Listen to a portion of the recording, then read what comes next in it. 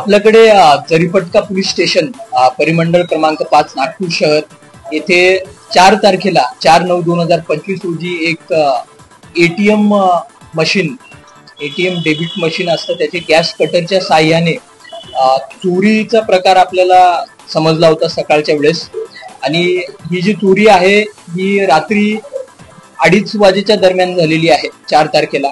त्यानंतर आपल्या Jaripatka police station मधील तपास पथक एसीपी जरीपटका डिव्हिजन आणि senior PI Jaripatka police station यांनी तात्काळ तपास पथकाला रवाना करून पुढच्या जे तपास होते त्याच्यामध्ये मुख्यत्वे करून जो टेक्निकल स्वरूपाचा तपास होता, ज्यामध्ये आपण 350 पेक्षा जास्त सीसीटीव्ही कॅमेरे चेक केलेले आहेत। कारण रात्रीच्या वेळेस ती एक व्हाईट कलरची स्विफ्ट कार आपल्याला दिसत आहे, त्याच्यामधून हे आरोपी उतरताना दिसत होते।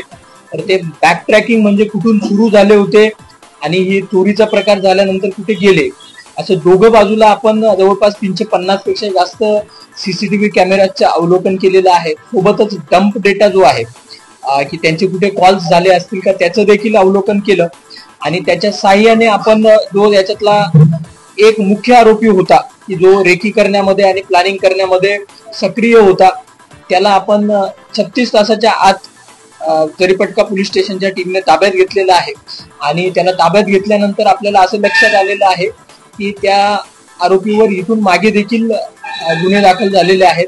मुंबई आणि आजूबाजूच्या परिसरामध्ये त्याच्यावर 25 गुन्हे आपल्याला मिळून आलेले आहेत आणि हे सर्व गुन्हे मालमत्तेच्या संबंधितच आहेत। चोरी असेल, घरफोडी असेल, वाहन चोरी असेल, या प्रकारचे आहेत।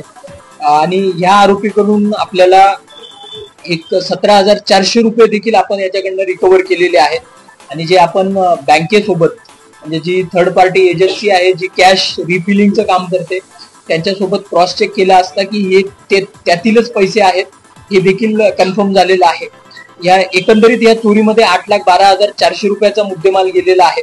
त्यापैकी 17,400 रुपये आपण हस्तगत केलेले आहेत। सोबतच इतर जे 4 लोक होते त्यांचे नाव देखील आपण निष्पन्न केलेले आहेत आणि ते 4 लोकांसाठी आपल्या टीम ऑलरेडी रवाना झालेले आहेत। लवकरात लवकर त्यांना देखील आपण ताब्यात घेणार आहोत।